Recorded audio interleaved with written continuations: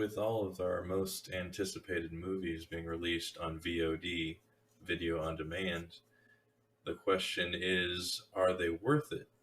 And with Bill and Ted, the price tag is $25 to rent it for 48 hours. And is that worth it? The answer is yes, but also no, and we're going to tell you why. I like the twist at the end that they were the actual ones that were saving time and space. I was kind of getting that vibe though when they were the ones who were like collecting all of the musicians and they were the ones who were actually putting in the work to actually do something. It seemed kind of weird that their dads would be the ones to actually come up with the song, not them.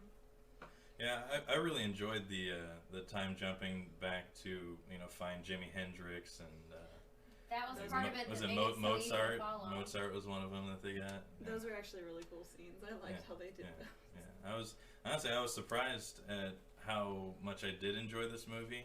Not with Keanu Reeves. What about it? He can't ever be just in a dumb movie. Like if he is a character in a movie, there is some depth to it. See, that's your opinion now. Generation Y. That's the Generation Y's opinion because we know the badass, kick-ass Keanu Reeves, not the dudes Keanu Reeves. That's if it was the 80s or 90s, you would think it was weird that Keanu Reeves was going to be an action hero. Another good part of the movie is when they were falling into hell and spending time with death. That was funny. It was confusing for me, but the restraining order was a pretty funny joke. They filed a lawsuit and a restraining order against death before to keep him away. Am I allowed to be this close to you now? Well, yes, I feel it's kind of genius, right? You couldn't die if death couldn't get close to you, and that's a holy shit. Yeah. Light bulb. I was just so lost, not having had any backstory on the previous two ones. I was like, what are they talking about? I wonder if this is going to make me appreciate the other movies when I go back and watch those, seeing like the little Easter eggs that they put into this one. Okay, guys, we're here with the Geeked Podcast. This is Kat. You can find me at Catrick Geeked on Twitter. I'm here with Myranda and Hannah. You guys want to say hi? Hi, I don't have Twitter yet. Myranda. Hi, I'm Myranda and I don't have Twitter yet. Hi, I'm Hannah. Definitely don't have Twitter. Oh, we'll work on getting them their Twitter account so you guys can harass them instead of going through our business page to get to them. But we're here. We're going to talk about Bill and Ted Face the Music, the new movie. This is the third edition of Bill and Ted that's come out. I think it was about 30 years since the last movie that none of us can remember what happened in. So we'll probably have a revisited in the near future watching those movies. Just to be fair, Hannah and I have not seen the first two movies. No. So bear that in mind as we put our opinions on the third. Okay. Period. End quote. Well, I saw the original movies when I was a kid, so I don't remember barely anything. So we're going into this kind of blind. So I guess you'll get an honest opinion on how good this movie was, without the nostalgia behind it. All right, so let's jump into it. Let's talk about the time jumps. What did you guys think of those? Were you following at all? I kind of got lost after the second time jump of what was going on. Yeah.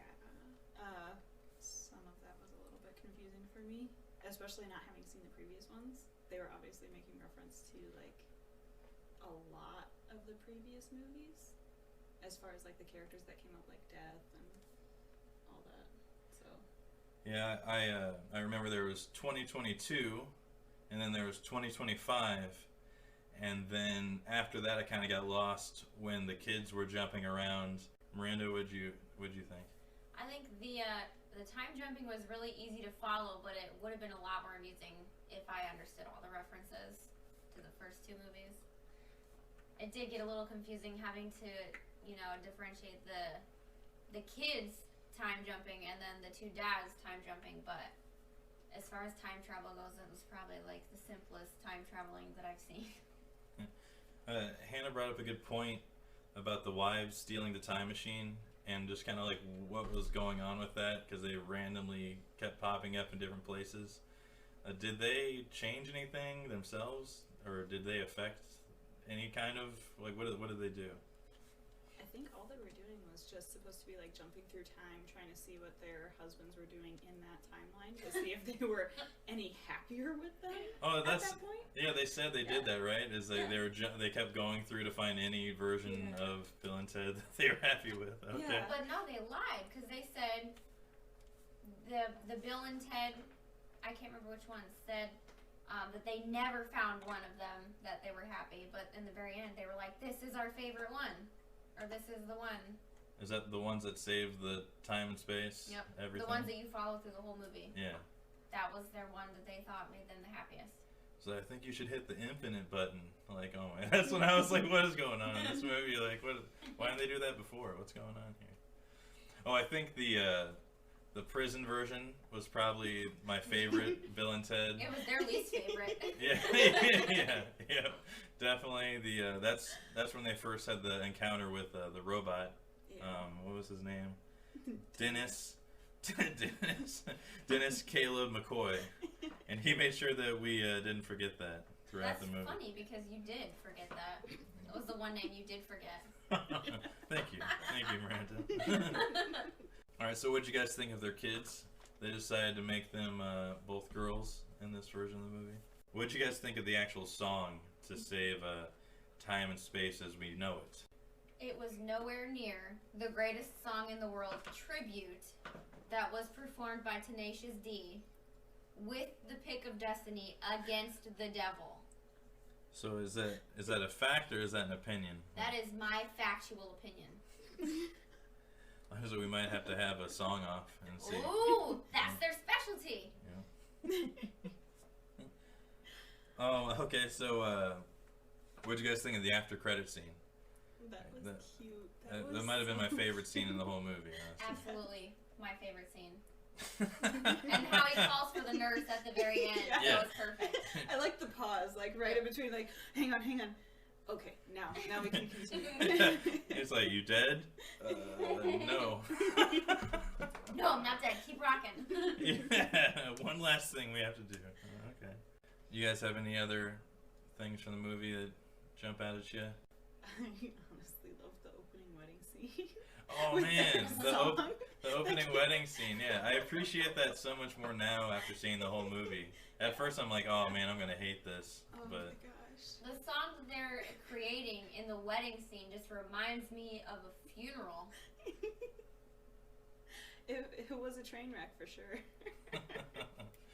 I thought it was funny too how they actually did have a #1 hit song that they made tons of money on to like buy their houses and everything else, but then just nothing. Like, was it 25 years of just not having any kind of hit song at all and just trying to create it again? Banging their heads on the walls. Yeah. Oh, Death was cheating in the games by himself. Mm-hmm. What the heck? All the games. That's because he's deaf. That's, I feel like he really just wanted a friend, and that was the best possible thing to happen. Is Bill and Ted showing up because he was lonely. He needed them. Unless you guys have anything else to say, I think we'll sign off on this one. Any closing points? No? It was most outstanding. Miranda, alright, so what would you give this out of 10? Well, they made Keanu Reeves not look immortal, and that alone docks it like 2 points. So, probably like a 7. 7 out of 10. Yeah. That's pretty high for a movie. Well, I mean, it is Keanu Reeves, and it's time travel, which is hard to put in a movie and not fuck up. I agree. That it's a lot easier to follow in this movie than a lot of other time travel movies. Definitely. That's true. Yeah. That is true. Hannah, what would you give this movie out of 10? I'd say it'd probably be my 6.5, just because it's so entertaining. Are we doing halves? we're doing halves. You should I'll give establish that. before. I'll give that.